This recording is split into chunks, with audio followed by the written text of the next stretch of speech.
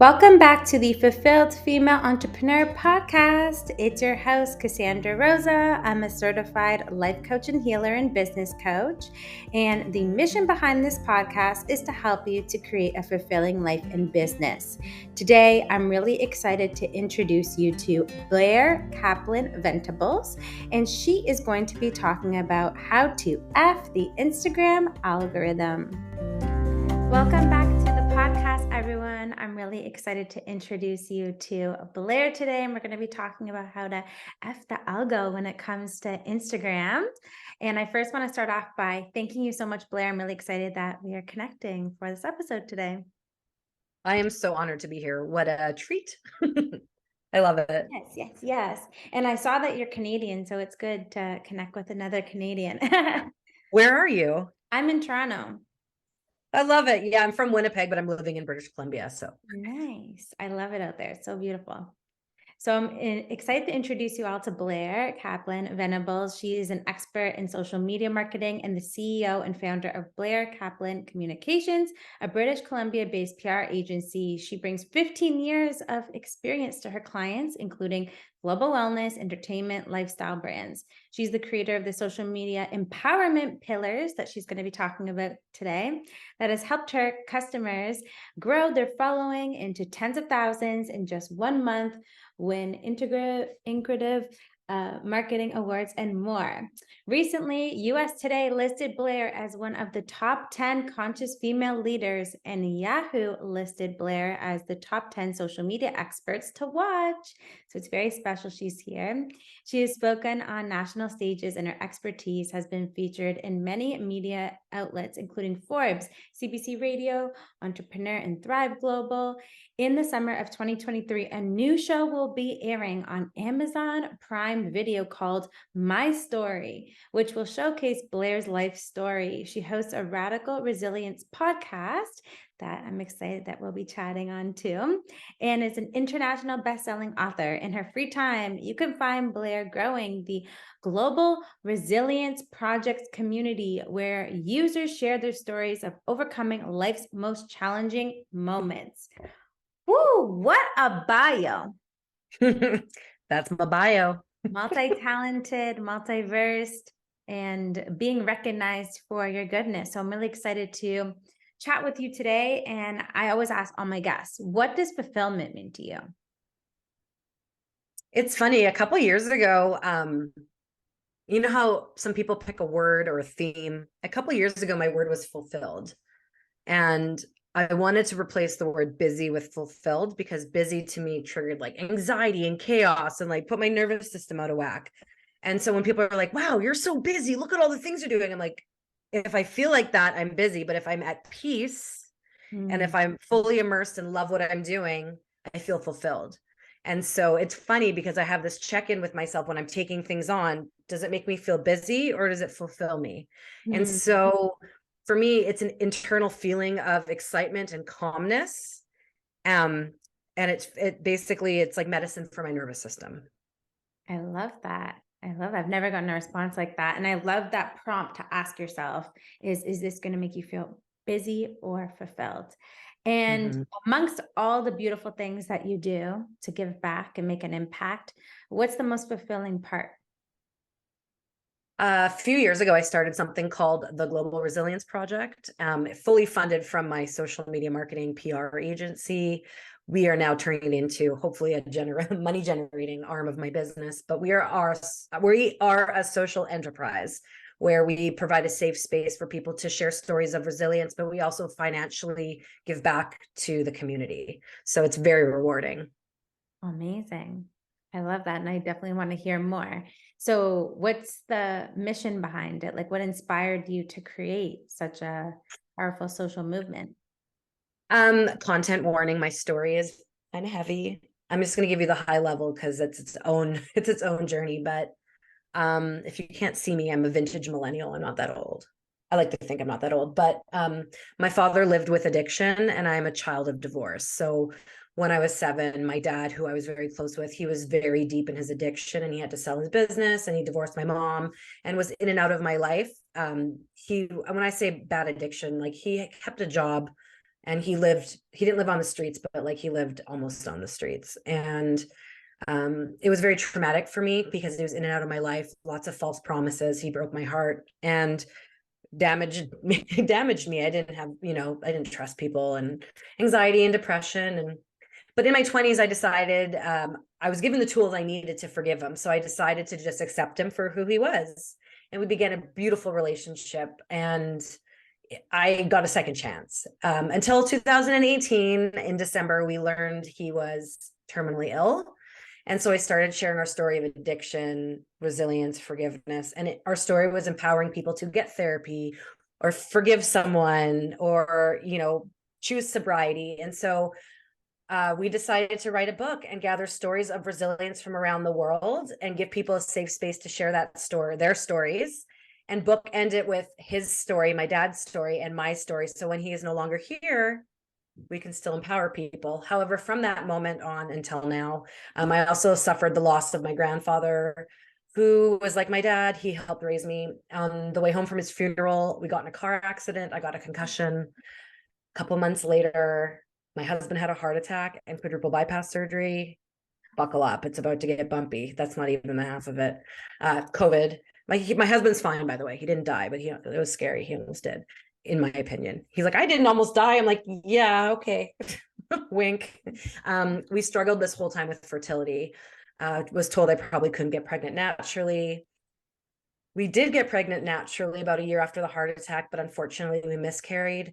That same day as the miscarriage, we learned my father-in-law, who was like the dad I never had, like the most perfect the dad I always wanted. He was diagnosed with cancer the day of my miscarriage, and 3 weeks later passed away. And then 3 months later, my mother suddenly died after a 3-week battle with cancer. And then not even full year after my mom died, my dad died. So I became a resilience thought leader. I chose sobriety 4.5 years ago, and I really leaned into being resilient because I had to. And I've done a lot of research on how to be resilient. And apparently the whole world needs the information that I have. And I don't want to gatekeep. I want to share it. I want to empower the world to be more resilient. And luckily, with my background in social media, PR, and business, I'm able to do that. Wow. Well, thank you for sharing your story with us. And I know that there's something so powerful about people sharing their stories, and to see how you've come on the other side of the situations, multiple situations, with having this perspective and having this powerful voice to share and create this mission from it is such a beautiful gift, which I know confidently that will inspire so many other people to do the same. So thank you for showing up, and thank you for creating such a beautiful social change passion project in business that you're doing. It's so beautiful to see, and I feel super inspired by you. Oh, thank you. Well, thank you for providing me a space to share all the things that we share or Yeah. will share. Yes, Yeah. of course. And I know that you're also very passionate about social media, and you have these empowerment pillars in which you share with all of your clients, and all these 15 years of expertise when it comes to social media and marketing and businesses. So I would love to pick your brain, because I know even some of my clients, they can get frustrated sometimes being on social media and Instagram with all the algorithm changes. First, like you feel like you're in the flow, and then boom, another switch happens. So I'd love to hear from you about what these empowerment pillars are. I love this. Okay, so quick background. My background's in public relations. When I went to school, social media marketing wasn't a thing. I worked for Lululemon. I moved from Winnipeg to Edmonton to Vancouver. I was 23. I was like, okay, it's been 3.5 years at Lululemon. I'm ready to do PR. And it was hard to move up. So I said, okay, I'm done folding stretchy pants. I'm going to start my own PR company. And it just so happened to be the beginning of the recession in 2008.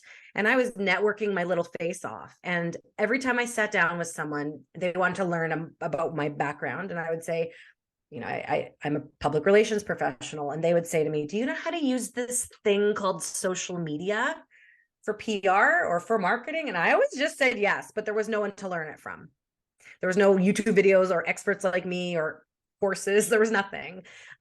So everything I started to do came from a foundation of public relations, which is managing perceptions. It's different than marketing. It's a kind of a part of marketing, but completely different. So I built out systems and processes, and over the years refine them and tweak them to be based on what has evolved. And so I created something called the social media empowerment pillars. And these are the 7 elements you need to build out in a strategy if you want to be seen as a thought leader. So why don't I talk about that? And then I'll talk about like how to F the algo. Yes, please. Okay, great. So there's lots of experts out there. There's lots of ways to build a social media strategy. Sometimes it's on a napkin with like a couple of points. Sometimes it's a 50-page document. You need to do what you're going to follow. Okay. So I'm just going to tell you the different elements, but basically there's 7 elements and you need to build out strategies within these empowerment pillars. So they spell the word empower. So the first E is edutain. This is all things related to content. Edutain means to educate and entertain. And the biggest thing you need to know about this pillar is that you're telling stories. You're not selling products. Okay. People do business with people they like, know, and trust. And how else are you going to do that with strangers? You're going to let them in. You're going to let them into your world. Tell us stories. How did you get to where you are? What moments led to this very moment? So that's edutain. M is for money. 1, how much money do you want to make? 2, how much money do you have to spend on advertising or PR or whatever it might be in the marketing world? Social media is pay for play, meaning you can grow organically. It will take a lot of time. Social media is a slow growth, or you can amplify it with advertising. Mm-hmm. So you need to have a marketing budget. And if you can't, because you're in the beginning and you're bootstrapping, that's okay. There's lots of ways around that. O is for other players. If someone's not spending money with you, they're spending money with someone else. Find at least 5 other businesses who are considered competition. It doesn't have to be direct, but if someone's not spending money with me, where are they spending their money? And do a deep dive. Their website, where are they on social media? What type of content are they posting? Where and when? Who's following them? What are they engaging with? Where are their opportunities? What works well for them? Where are there opportunities for you that you can accelerate in? Very important. Okay. EMPOW. Wait, no, P. Personas. I usually have a post-it note up because, like, for whatever reason, I can't remember the way the word is spelled because I think I'm dyslexic. P, and I'm a published writer, by the way. Like, I've published books. So P is for personas. Who is your ideal client? Who are your ideal customers? Maybe you already have one, the best customer in the world, the one that refers you business, the one that pays on time, the one that's very easy to work with, that trusts your expertise. You know who that person is. If you don't, describe it. Where do they work? What do they do? Like, what do they do in their free time? What's their family life like? Where do they spend time on social media? Go into as much detail as possible. You can have 1, you could have 50. Don't make 50. That's a lot of work. I say 1 to 3, because maybe it's a 38-year-old female who has no kids and likes cats. Maybe it's a 22-year-old male who likes remote control cars and has a twin and he goes to college. Like, you have to figure out who they are, because the 22-year-old and 38-year-old might be in different places on social media. You want to be where they are. Okay, so EMPO. Oh, so P is before O. That's funny. Wait. Yeah. W is for wins. That's funny. I should always have my post-it note up. Where did it go? So W is for wins. This is my favorite pillar. This is the publicity pillar. First of all, when was the last time you shared something you accomplished on social media? Right. Okay. So we are, especially Canadians, we're very humble. But we need to share our wins. I like to call it peacocking. If you're a male peacock, you stick your feathers out and you shimmy them to attract mates. That's what you need to do with your wins. What did you sign a new client? Did you hit a new financial milestone? Did you achieve that thing you've been trying to achieve for like 2 years? Did you get mentioned in the media? Did you help your client gain a new client? What are the wins? If you don't share what you're accomplishing, then how can I celebrate you? How can I brag about you to my network? How do I know how awesome you are? We got to get better at celebrating ourselves. And there's ways to do it in like non-conceited ways. There's ways to share our wins. We want to celebrate each other. If you see someone posting a win, celebrate them, but also share your wins. Okay. And also, this is the element where you're going to build your publicity strategy. Where do you want to be seen in the media? What expert topics do you talk about? What are you considered a thought leader in? For example, I'm a thought leader in social media and in resilience.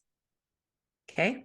So this is really important. This W element is a very, very important part of the pillars, where you build out your strategy for publicity. And publicity is when you're mentioned in the media.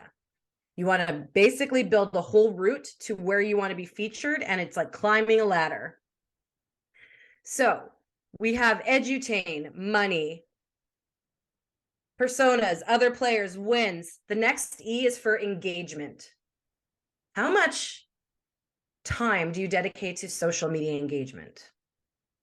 Do you engage every day? Do you engage throughout the day? Do you just post and ghost? Do you schedule content and disappear?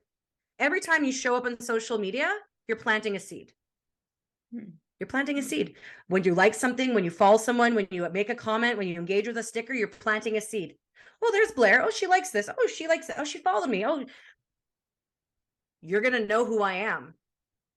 Right? Same thing. If you're doing that, they're going to know who you are. You want to engage with your ideal clients. You want to engage with potential partners. Engagement's important, minimum 10 minutes a day, but I like to build my engagement around when I make a post. So what does that look like? Maybe I know I'm making a post. Maybe I engage a little bit, do some scrolling and some liking, commenting, make a post, and then I spend 20 minutes engaging. And what I do is I like posts and I comment and I follow new people and I make sure I'm engaging with people who are commenting on my posts. Engagement is very important. You need to be a real person, because you are. And then the last pillar is the R pillar, which is realistic goals. I like to do a 5-year vision. Some of you probably already do this. I see there's a vision board behind you. I have mine on my background of my phone. So I used to do 10-year visions, but then like my life changed really drastically and dramatically with all the people in my life who passed away. So I've decided 5 years. I'm going to do a 5-year plan. So I go 5 years out and I look at my life and I divide my goals by professional, personal, and health. What does my life look like in 5 years? And then I work backwards. What does it look like in 3 years? And what does it look like in 1 year? And this is all really important because they all tie in. Your personal life, your professional life, your health, all work together, especially because a lot of you out there are your business, right? You are the business. And you need to let people in on what your goals are. You need to also, if you want to own a yacht and travel by a private jet, or if you want to like live off the grid in like a 1-room hut by a river, those are very different lifestyles. The amount of output you're going to have to do and money you spend on advertising and what you're sharing, they're going to be very different. So those are the empowerment pillars. And how does F the algo play into this? Screw everything you know about algorithms.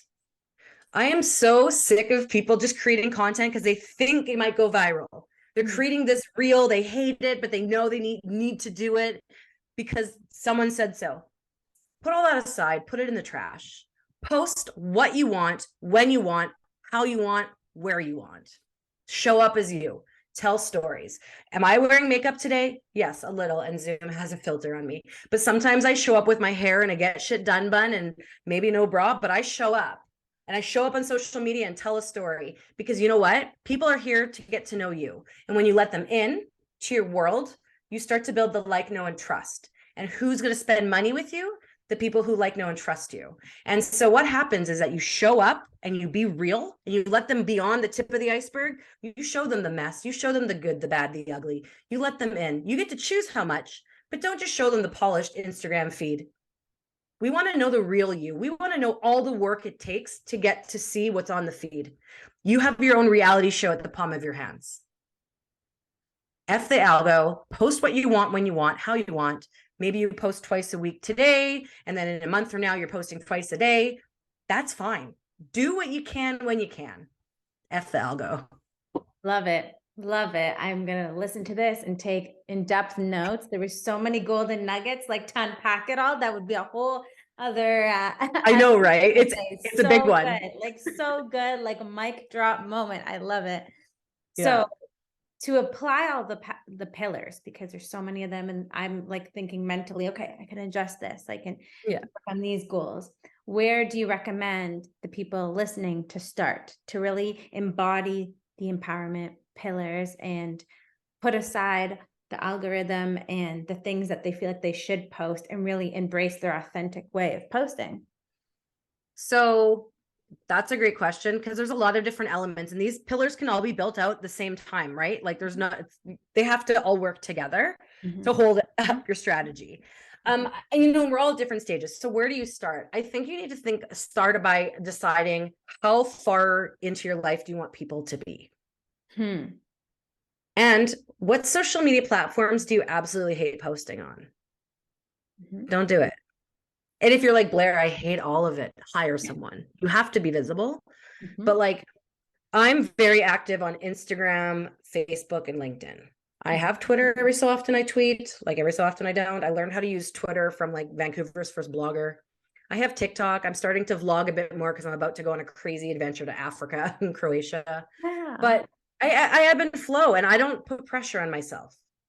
So if you don't like to be somewhere, figure out where you want to be and focus on that. Figure out where you don't want to be and stop doing it.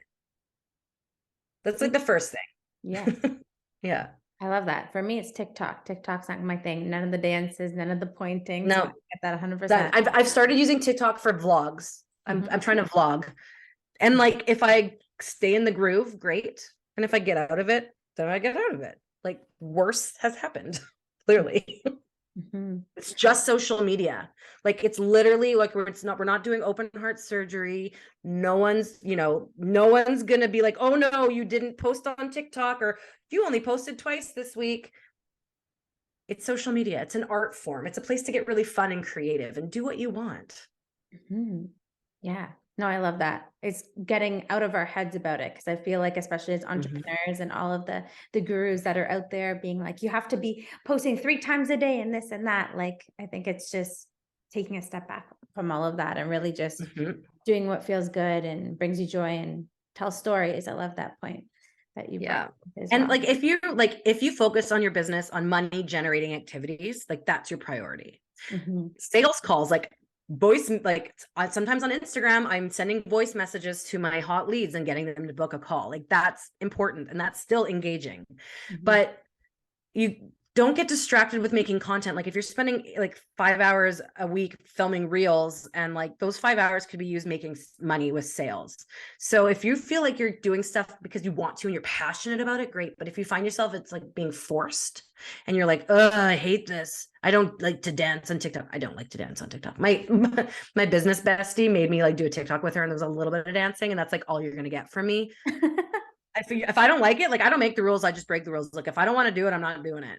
But you need to focus on money generating activities. And if you're not posting what you're passionate about, people can tell. Yes. And there was a point that you brought up and a question came up that I would love to pick your brain about PR and getting featured in these different mediums. Where would you start for someone that hasn't done that before? Step 1, what are your expert topics?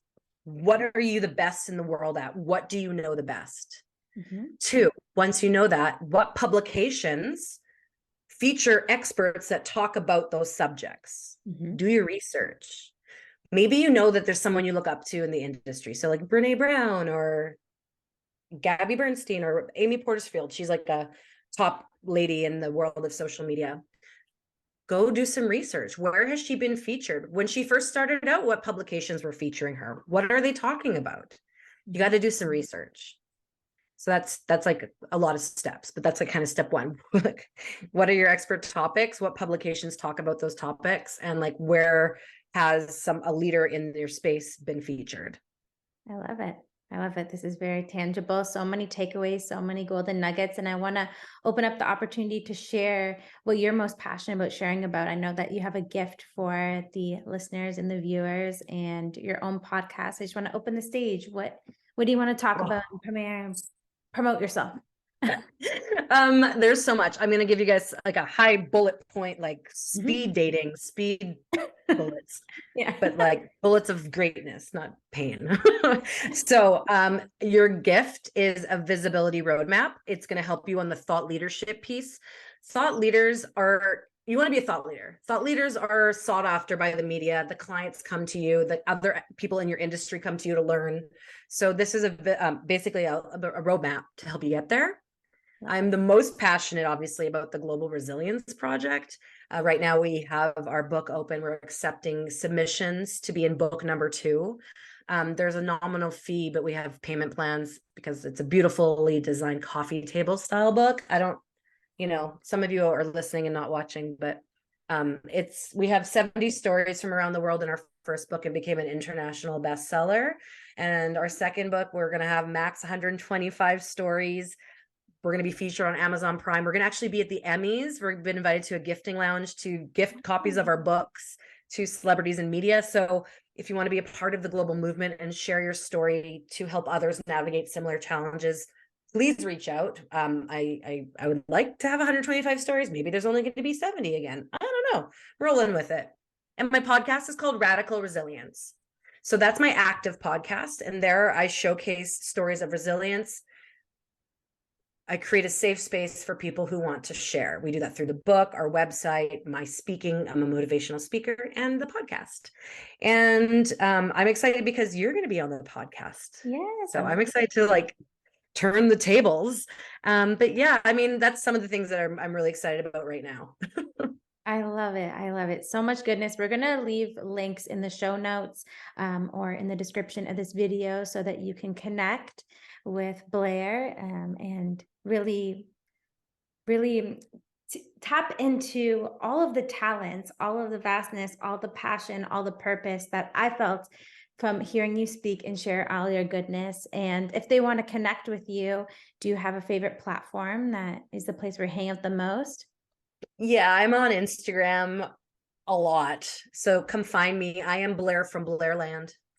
I love it. I love that name. We're going to leave all the links. Thank you so much. That was such an information gift that was all just packaged so beautifully. And I feel like I've learned so much and I have some tangible steps to get started. So thank you. Thank you. Thanks for having me. Thanks for watching the video. If you enjoyed it, please give it a big thumbs up and subscribe to the channel. Hit the notification bell so you'll be notified every time I'll upload a new video on Thursday. See you in the next one. Bye.